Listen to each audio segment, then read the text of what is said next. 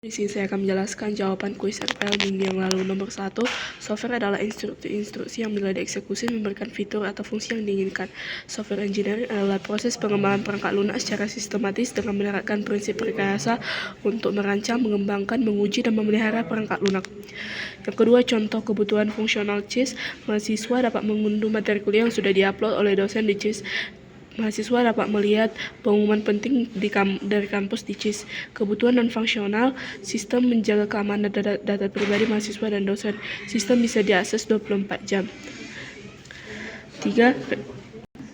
3 requirement elicitation dari pembuatan sistem informasi akademik.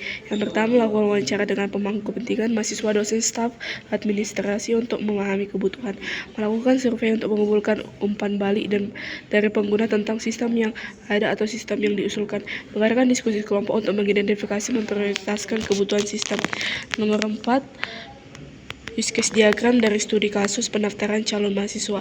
Yang pertama, mahasiswa mencari informasi penerimaan, mendaftarkan diri, lalu sistem memverifikasi pendaftaran, mahasiswa login, mengakses profil, mahasiswa memilih jurusan, sistem mengirimkan biaya pendaftaran, kemudian mahasiswa membayar biaya pendaftaran, mengupload nilai rapot, lalu sistem mengirimkan notifikasi penerimaan, lalu calon mahasiswa menerima notifikasi, extendnya diterima dan ditolak, kemudian jika diterima mahasiswa akan mendaftarkan ulang.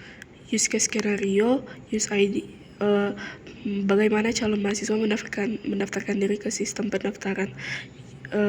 User action, mengakses website, respon siswanya menampilkan halaman utama, kemudian calon mahasiswa login, kemudian sistem memverifikasi pendaftaran dan membuka halaman login, kemudian calon mahasiswa login, lalu sistem menampilkan dashboard, calon mahasiswa mengakses profil, sistem menampilkan profil, calon mahasiswa memilih jurusan dan mengisi data, sistem menyimpan data dan menampilkan biaya pendaftaran, lalu calon mahasiswa melakukan pembayaran, lalu sistem menerima notifikasi. Alternatifnya nomor 3, jika calon mahasiswa salah masukkan username dan password saat login, sistem akan menampilkan warning. Kemudian BPMN dari studi kasus tersebut ada 2 aktor, yaitu calon mahasiswa dan sistem. Startnya dimulai dari calon mahasiswa mengakses website, kemudian mendaftarkan diri, lalu sistem memverifikasi pendaftaran, kemudian calon mahasiswa login, lalu mengisi data dan memilih jurusan, lalu sistem menampilkan biaya pendaftaran, dan calon mahasiswa melakukan pembayaran, lalu end.